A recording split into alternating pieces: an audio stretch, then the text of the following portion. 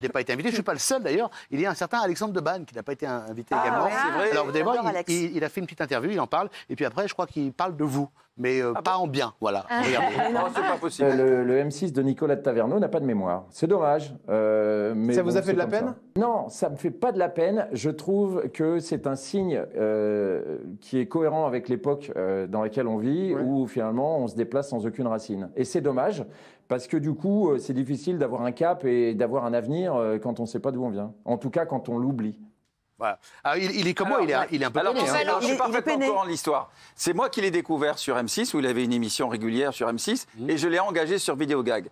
Et je tiens à dire que c'est un garçon formidable, Alexandre Debanne. Je l'adore. J'aime beaucoup, que je vois toujours. Je l'aime beaucoup, Alex. Alors, moi, j'ai présenté avec Alex sur Chéri FM J'ai un gros scoop sur Alexandre Debanne. Alors, avant votre scoop, j'aimerais qu'on regarde ce qu'il a dit sur vous, Bernard Montiel. Je ne sais pas si vous allez l'aimer autant qu'il y a une seconde. Ah si, regardez. C'est pas possible. Il s'est contenté de faire des trucs faciles. Ouais. Et il sait pas, à mon avis, vu le talent qu'il avait, en tout cas, il a un vrai talent. Il a raté un peu le truc, quoi. Je pense qu'il s'est laissé flotter sur ses lauriers, alors que s'il avait bossé un peu plus pour aller vraiment vers qui il est, avec sa vraie personnalité, il aurait fait un carton. Il a raté le coche pour moi, par rapport au talent qu'il a. Alors, on se laisse porter par ses lauriers. Il a dit que vous faisiez de la merde, en fait. Non, je résume. c'est pas la merde. Non, mais il avait raison. Il a entièrement raison, et je suis tout à fait d'accord avec lui, effectivement. Mais j'ai jamais eu d'ambition en télévision. Le seul truc, c'est que quand même, ça fait 38 ans que j'y suis. Donc, il faut se poser aussi les bonnes questions, vous voyez. Oui, voilà, je vous emmerde. Et je vais vous dire, à décharge de tous, quand on est dans une carte de télévision, on fait des choses parfois et on n'a pas le choix aussi. Il faut bien bouffer, il faut bien travailler.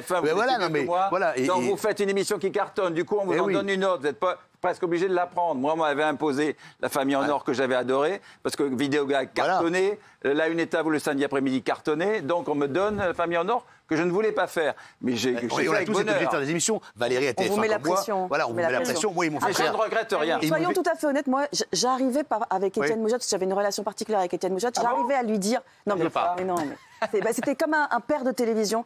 Et donc, j'arrivais à lui dire parfois...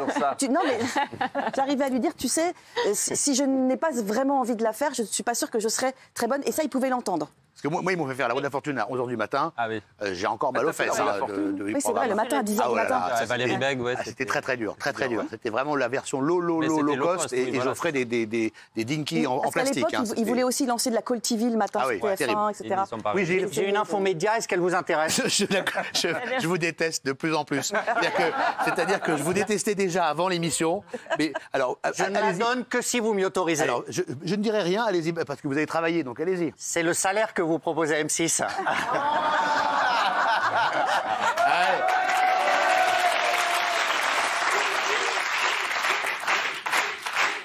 Allez. Ah bah allez-y.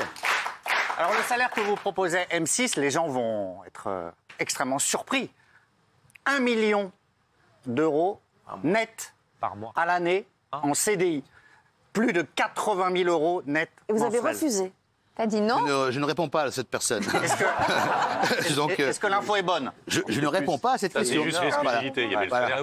Non, c'était... je ne réponds pas s'il arrive pas, mais c'était un contrat global. Non, faut pas charrier non plus. Au bout d'un moment, tout le monde n'est pas qui vous savez. Un salaire de footballeur professionnel. Oui. Alors, un petit footballeur, un footballounet quand même. Parce que, vous êtes embarrassé? Je ne suis pas embarrassé. Je veux dire, vous êtes embarrassé. Moi et l'oseille, ça fait 3 maintenant. Donc, je veux dire... Alors, c'est vous dire...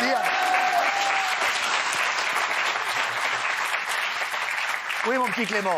Un scoop sur Alexandre Debanne, vous intéresse ou Mataïlé? Alexandre Debanne, c'est bien. Oui, c'est pas mal. Alors, ça fait très longtemps qu'on ne l'a pas revu à la télé et il se trouve qu'il est en pourparlers avec France 2 pour revenir après plusieurs années d'absence pour animer une émission d'aventure autour du monde. C'est bien. Ça va aller très bien, ça. Ça sera une sorte de Pékin Express humanitaire. Ça sera une sorte de Pékin Express humanitaire. Ah, c'est bien. Ça s'appelle le nom de code, c'est World Mission, je crois. World Mission. Je ne sais pas parler anglais. World Mission. Voilà. Et l'idée, c'est d'aller autour du monde pour des associations humanitaires. C'est très bien. Écoutez, j'espère que ça va se faire. Pourtant, il a plus de 50 ans et il est blanc. Bah oui, alors. C'est vrai. Delphine Ernotte, elle a dit plus de 50 ans et blanc dehors. Mais ça lui correspond. Pour ce genre de format, il faut toujours des Denis Brognard, Stéphane Rothenberg, Alexandre Debanne, et tu vas pas les mettre Chloé Nabédian. Il est crédible parce que c'est ce qu'il fait. Et alors vous, Nicolas, vous avez peut-être oublié, Nicolas Taverneau, mais en revanche, il a abondamment cité Cyril à plusieurs reprises, qui est d'ailleurs dans le dossier de presse et tout. Oui, mais c'est normal qu'il cite Cyril. C'est-à-dire qu'il n'invite pas Castaldi parce que bon, il prend pas beaucoup de risques, mais Cyril, il en parle bien. Ça s'appelle le courage. Allez, on va avancer. Ah ouais, eh ben ouais.